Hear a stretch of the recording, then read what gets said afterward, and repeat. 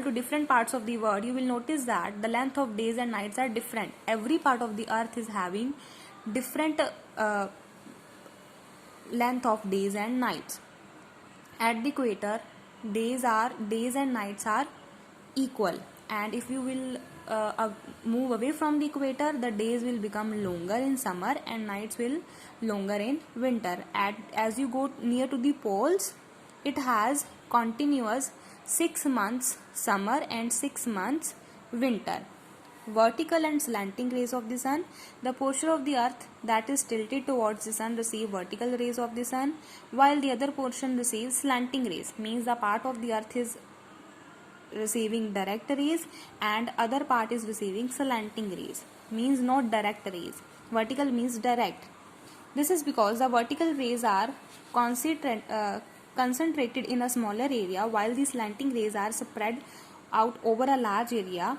Also, the vertical rays pass through a shortest distance of the atmosphere than the slanting rays. Thus, they lose less heat. Now, next is occurrence of seasons. The earth complete one revolution around the sun in 1 year. So, our 1 year is divided into 4 parts. We have 4 seasons because our 1 year is divided into 4 parts. So spring, summer, autumn and winter are the 4 seasons. Now change of season is due to rotation of the earth on its axis, revolution of the earth around the sun, inclination of earth on its axis.